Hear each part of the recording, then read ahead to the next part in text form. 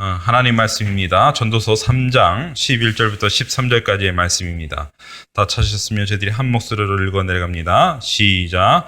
하나님이 모든 것을 지으시되 때를 따라 아름답게 하셨고 또 사람들에게는 영혼을 사모하는 마음을 주셨느니라.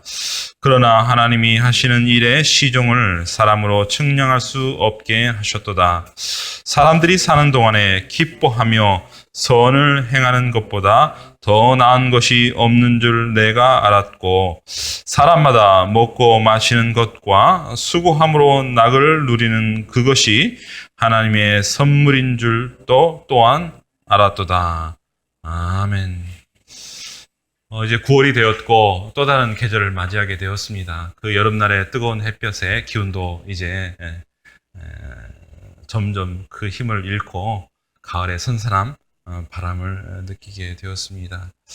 이런 계절의 변화를 경험하면서 느끼는 것은 세월은 참 빠르다라는 생각을 하게 되었습니다. 특별히 올해 이제 벌써 9월달이 되었는데요. 올해 2016년도 시작한 지가 엊그제 같은데 벌써 9개월이 지났습니다. 올해도 한 4개월 정도 지나면 이제 성탄절을 맞이하고 또 신년 또 예배를 저희들이 드리게 될 터인데요. 이처럼 세월은 좀 화살처럼 지나간다는 이 성경의 말씀처럼 정말 빨리 지나가는 것이 사실입니다. 그리고 또 한 가지 깨닫게 되는 건 뭐냐면 이러한 시간의 빠른 흐름 속에 나는 저항할 수 없다라는 사실입니다. 세월을 막아설 수 있으면 얼마나 좋겠습니까? 멈춰줄 수 있으면 얼마나 좋겠습니까? 그런데 우리는 그럴 힘과 능력이 없습니다. 흘러가는 것입니다. 그리고 그 빠른 흘러가는 시간 속에서 일어나는 수많은 일 또한 우리들의 마음대로 우리들의 원하는 대로 잘 되지 않는 것이 솔직한 우리들의 삶의 모습일 것입니다. 오늘 우리가 전도서 3장을 읽었는데요. 이 전도서는 바로 솔로몬이 썼다라고 우리에게 알려지고 있습니다. 그가 살았던 삶의 모든 화려한 시간들을 다 지나고 나서 어떻게 보면 삶을 최종적으로 정리하면서 쓴 글이 아닐까 생각을 해보게 되는데요. 그가 지나온 삶의 모습들을 다 들으면서 그가 고백했던 것은 무엇입니까? 바로 세월은 참 빠르다.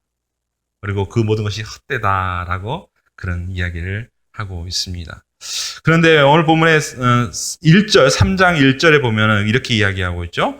범사에 기한이 있고 천하 만사가 다 때가 있나니 라고 이야기하면서 날 때가 있고 죽을 때가 있으며 심을 때가 있고 심을 것을 뽑을 때가 있으며 라고 해서 때에 관한 이야기를 쭉 기록을 하고 있습니다. 8절까지 기록을 하고 있는 것입니다. 무슨 이야기를 하고자 하는 것입니까? 인간 세상에서 바로 이런 일들이 계속해서 일어난다는 거예요. 날 때가 있고 죽을 때가 있고 우리가 아이를 낳고 어떻습니까? 기쁜 마음으로 아이를 맞이하지만 안타깝게도 우리들의 삶은 언젠가는 이 세상을 떠나게 되는 거예요. 심을 때가 있으면 어떻게 해서 뽑을 때가 있고 또 돌을 버릴 때가 있고 돌을 거둘 때가 있고 찾을 때가 있고 잃을 때가 있고 그 모든 일들이 우리에게 일어난다는 거예요. 우리는 한 가지만 원하는 것이 솔직한 모습 아니겠어요? 우리 얻고 찾고 구하고 뭔가 일어나고 그런 어떻게 보면 우리가 느끼는 좋은 감정들의 그 모든 일들이 우리 가운데 계속 있기를 원하지만 어때요? 그와 반대되는 일, 또 우리가 싫어하는 일들, 우리가 꺼려하는 그 모든 일들이 우리 삶 속에서 어떻게 해요? 반복적으로 일어난다는 거예요. 반복적으로. 이런 일들을 거부하고 또 거부하지만 안타깝게도 이런 일들이 우리 가운데 일어난다는 것입니다. 그렇다면 세월의 흐름 속에 우리가 깨달은 것은 뭘까요? 우리의 삶에 일어나는 수많은 일들을 바라보면서 우리가 깨달아야 할 것은 뭐냐면 그 모든 일들 가운데 우리가 주인이 될 수 없다라는 분명한 의식을 우리가 가져야 하는 것입니다. 물론 저는 인간의 수고와 애씀에 대해서 비하할 마음이 없습니다. 노력을 해야 되죠. 열심히 수고해야 되죠. 그래서 뭔가를 얻고 뭔가를 성취하려는 그런 모습들이 우리 가운데 때로는 필요합니다.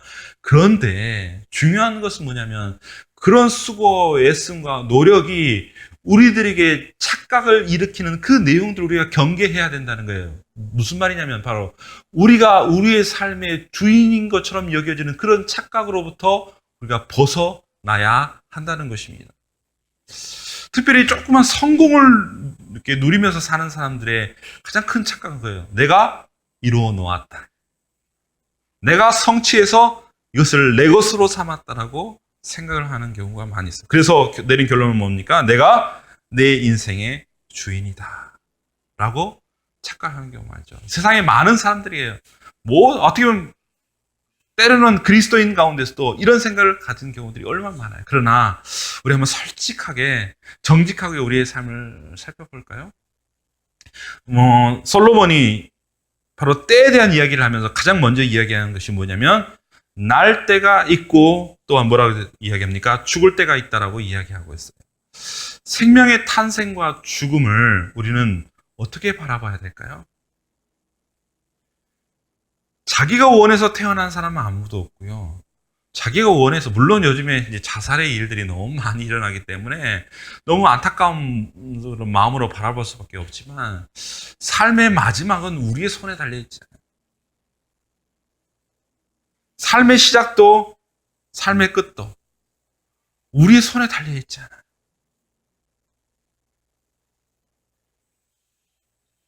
우리의 삶의 시작과 우리 삶이 끝이 우리의 손에 달려있지 않습니다. 우리가 죽음을 연장할 수 있어요? 죽음이 오지 말라고 이야기할 수가 있어요? 그렇게 할 수가 없는 거예요. 내가 원해서 태어났나요? 내가 딱 결정해서 내가 몇 날 며칠에 내가 나야 되겠다고 결정해서 나왔나요? 자세히 살펴보면 우리의 삶의 시작과 끝은 우리의 의지와 우리의 노력과 우리의 애씀으로 결정될 수 없는 상황이에요. 그렇다면 시작과 끝이 그렇다면 우리의 삶의 한복판은 어떻게 생각을 해야 될까요? 삶의 한복판도 삶의 모든 과정 또한 우리의 주인됨이 있을 수가 없다는 겸손한 고백이 우리 가운데에 분명히 있어야 할 것입니다. 제가 간혹 무리하다 보면 감기 몸살이 걸릴 때가 있어요. 막 일은 해야 되고 뭔가를 해야 되는데 그게 걸리면 너무너무 힘들더라고요. 그래서 조금 빨리 나았으면 좋겠다. 빨리 나았으면 좋겠다. 그렇게 막 하고 뭐 약도 뭐 먹기도 하고 병원에 가서 주사를 맞기도 하지만 그것도 잠시이죠. 감기를 낫는 시간이 내가 원하는 대로 안 돼요. 당장에 몸을 털고 일어서고 싶지만 그냥 어느 정도 때가 지나야 돼요. 때가 지나야 몸이 좀 회복되어지고 힘을 얻게 되는 거예요. 그래서 그런 짤짤한 병을 경험할 때마다 우리가 겸손하게 고백해야 되는 건 뭐냐면 내 몸의 이 작은 부분 또한 내 마음대로 내가 원하는 대로 할 수가 없구나 겸손한 고백이 있을 때에 우리로 하여금 우리의 자리가 어딘지를 알게 되고 그 자리로 나아가게 되는 것입니다. 여러분, 우리가 서야 될 자리는 어디일까요? 우리 인생의 때를 맞이하면서 수많은 일들을 경험하면서 우리가 서야 될 자리는 바로 겸손의 자리. 정말 하나님 앞에서의 겸손의 자리로 내가 아무것도 할 수 없다는 그런 겸손의 자리로 나아가야 할 것입니다. 앤드류 머레이라는 목사님이 계세요. 이분은 아주 너무 훌륭하신 분인데 그분이 쓴 책 가운데 겸손이라는 책이 있어요. Humility. 아주 겸손이라는 그런 책에 이렇게 이야기하고 있어요. 겸손이란 우리가 아무것도 아니며 오직 하나님만이 모든 것이 되시고 우리가 모든 것이 되시는 분을 위하여 살아야 한다는 것을 의미합니다라고 그런 고백을 하고 있어요. 맞아요. 우리가 아무것도 할 수 없고 내가 아무것도 아님을 고백하고 하나님 우리의 모든 것 전부가 되신다는 것을 고백하는 그 자리 바로 겸손의 자리고 그 자리로 바로 우리가 나아가야 하는 것이 우리의 인생의 때때마다 우리가 고백해야 될 내용인 줄 압니다. 그런데 저와 여러분이 그 겸손의 자리로 나아갈 때마다 우리가 깨닫게 되는 것은 뭘까요? 특별히 어려운 일들을 통해서 우리가 아무것도 아니라는 사실을 고백하는 그 자리로 나갈 때 우리를 깨닫게 되는 것은 뭘까요? 그 자리가 바로 은혜의 자리라는 사실을 깨닫게 돼요. 여러분, 우리가 가진 것을 내려놓을 때에 우리가 붙잡고 있는 손을 딱 펼칠 때에 그 손에 뭐가 쥐어질까요? 바로 하나님의 손이 쥐어진다는 사실을 우리 잊지 마세요. 우리의 삶을 지탱해 줄 것 같은 수많은 물질들, 수많은 조건들, 수많은 상황들, 수많은 환경들이 우리의 손으로부터 내려질 때에 비로소 우리의 삶에, 우리의 손에 붙잡히게 되는 것은 뭐냐면 우리를 향한 하나님의 은혜의 손길이 붙잡아진다. 우리의 심령이 가난해지고 또 가난해지고 또 가난해질 때에 그곳에 하나님의 말할 수 없는 은혜와 말할 수 없는 긍휼이 그곳 가운데 채워진다는 사실이에요. 그래서 예수님께서 제자들을 모아놓고 산상수훈에 가장 처음으로 하셨던 말씀이 무엇인 줄 아세요? 바로 마태복음 5장 3절의 말씀이에요. 마태복음 5장 3절에 예수님께서 제자들에게 뭐라고 말씀하시냐면 바로 이렇게 이야기하고 있어요. 심령이 가난한 자는 복이 있나니 뭐라고 이야기합니까? 천국이 그들의 것이며. 마음이 가난한 자, 영혼이 가난한 자, 그 사람들에게 복이 있다라고 이야기해요. 사람들은 그것이 싫어해요. 마음이 풍족해지기를 원하고 평안해지기를 원하고 내가 뭔가를 다 갖춰주기를 원해서 그걸로 즐거워하기를 원하는데 주님은 반대로 이야기해요. 가난한 심령이 바로 복되도다. 왜요? 그 가난한 심령 가운데에 하나님의 은혜의 깊이가 더해지기 때문이에요. 그래서 천국이 그들의 것이며.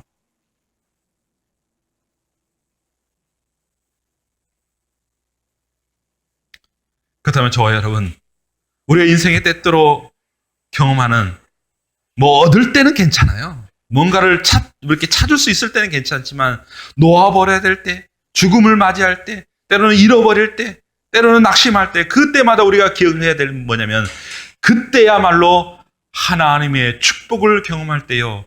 그때야말로 하늘의 은혜를 경험할 때요. 그때야말로 천국이 임할 때라는 사실도 우리가 고백하게 된다는 사실이에요. 그렇다면 그때를 우리가 기쁨으로 맞이할 수 있지 않을까요? 그래서 오늘 본문에 이렇게 이야기합니다. 다시 한번 읽어볼까요? 오늘 본문 3장 11절에 전반부에 이렇게 이야기합니다. 하나님이 모든 것을 지으시되 때를 따라 아름답게 하셨고. 이해가 되시죠? 이해가 되시죠? 풍족하게 채워질 때만이 아니고 부족할 때라도 우리는, 그리스도인들은 하나님의 아름다움을 경험할 수 있게 된다는 거예요. 바라는 저와 여러분, 어떤 상황이 있는지는 몰라요. 하지만 어떤 상황 가운데 있다 할지라도 하나님께서 우리의 삶을 아름답게 창조하시면서 그 은혜의 때로 우리의 삶을 변화시키시고 회복시키는 사실들을 믿음으로 바라보는 저와 여러분이 되시기를 이 시간 간절히 소원합니다. 한 걸음 더 나아가서 이를 위해서 하나님께서 우리들에게 뭘 주신 줄 아세요? 바로 영혼을 사모하는 마음을 주셨어요. 오늘 본문에 뭐라고 이야기합니까? 또 사람들에게 영혼을 사모하는 마음을 주셨느니라. 원래 정확한 번역으로 보면 이렇게 번역을 할 수가 있어요. 영원함을 사람들의 마음에 두었다라고 이야기해요. 하나님께서 각자의 심령 가운데, 중심 가운데에 영원한, 이터널티라는 영원함이라는 그것을 사람들의 마음 가운데에 두셨다라고 이야기해요. 영원함은 뭡니까? 순간을 넘어서는 거예요. 영원함은 뭡니까? 갇혀있는 것부터 벗어날 수 있는 거예요. 어떤 순간을 맞이하든 어떤 상황을 맞이하든 그 어떤 것으로부터 흔들리지 않는 것이 바로 영원함의 특징이라는 것입니다. 이제 우리 이 세상을 살아가면서 우리의 감각의 폭을 좀 넓혔으면 좋겠어요.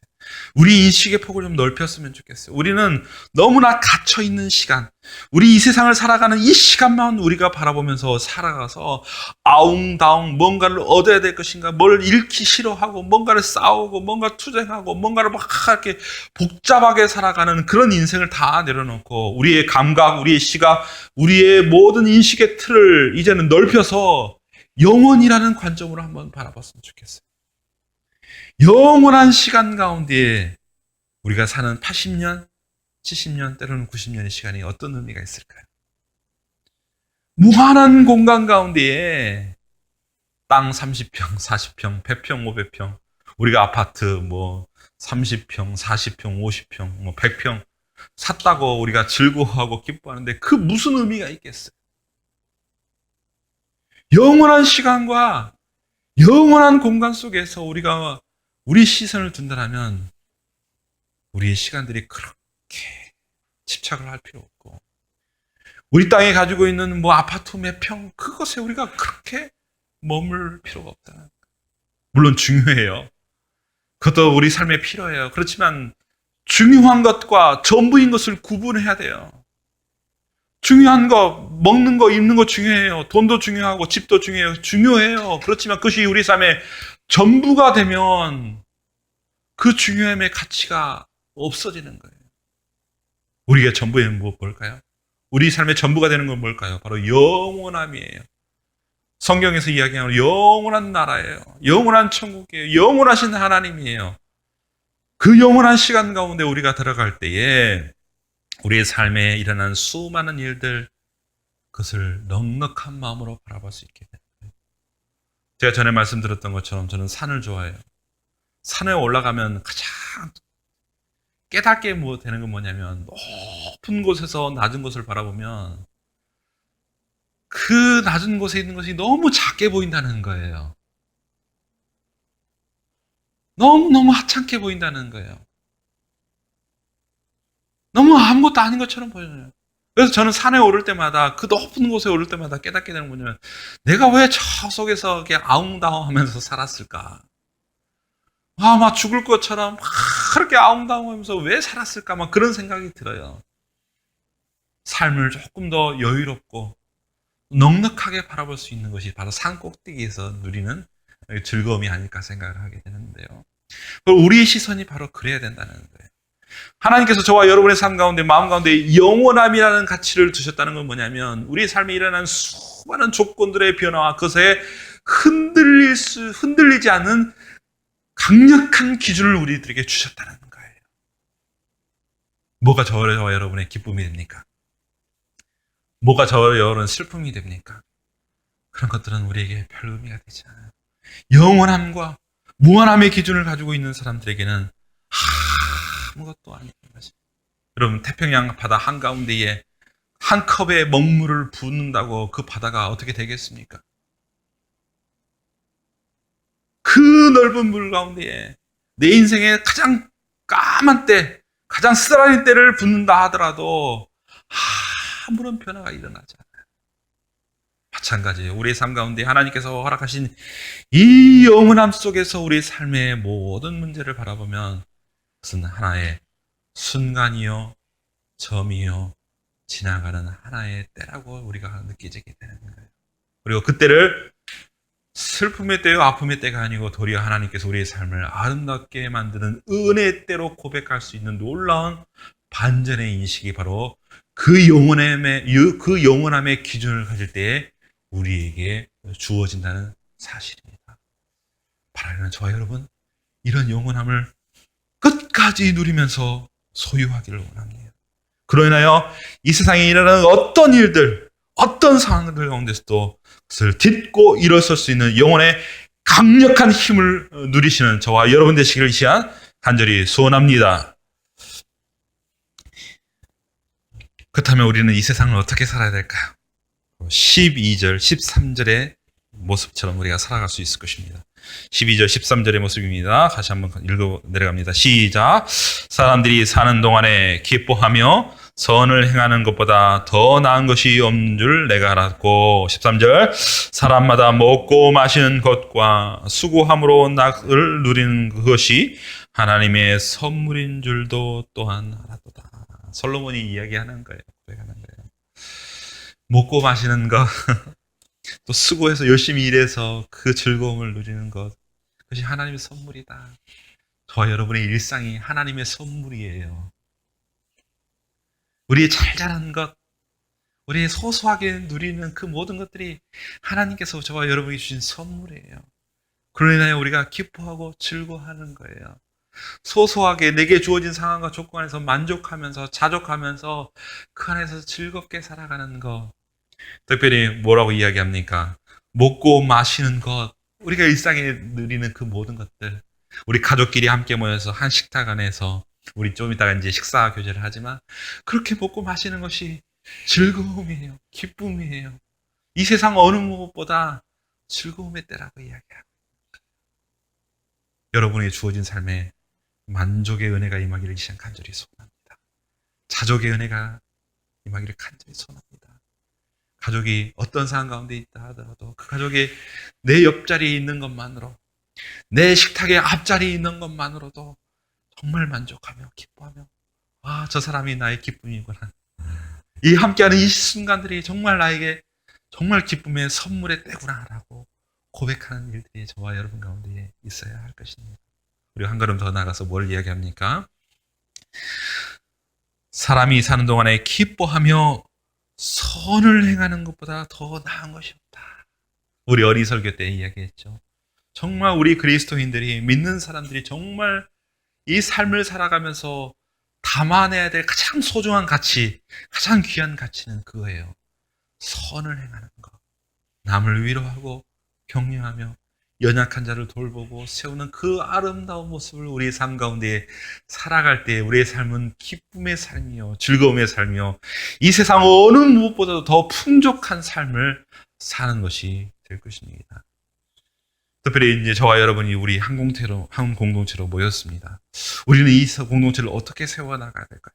그리고 우리 어떠한 존재로 우리가 하나가 되어야 할까요? 바로 이런 아름다운 선의 모습들, 가장 아름다운 삶의 모습들을 통해서 이 세상을 섬기며 살아가야 되지 않을까요? 나보다는 남을 향하여, 이웃을 향하여, 가장 연약한 자를 향하여 돌보고 그들을 세우는 아름다운 일들, 아름다운 공동체를 세워나갈 때에 하나님께서 기뻐하실 뿐만 아니라 우리 또한 우리의 삶에 만족과 기쁨이 넘쳐나게 될 것입니다. 저와 여러분, 이런 삶을 꿈꿔야 되지 않을까요? 앞으로 진행될 일들이 저는 너무 많아요. 또 진행시키고 싶은 일들이 너무 많아요. 때로는 내가 원하는 대로 안 될 수도 있어요. 그런데 제가 기대하고 소망하는 건 뭐냐면 하나님께서 그 모든 것을 새롭게 만드시고 인도해 주실 것이다. 그리고 그런 일들 가운데 일어나는 선한 일들, 남을 섬기는 아름다운 일들을 통하여 하나님의 놀라운 기적과 같은 일들이 일어나게 될 것이다. 저는 기대하고 있습니다. 저와 여러분, 우리 남은 평생 이제 얼마나 살겠어요? 또 무엇을 붙잡고 살겠어요?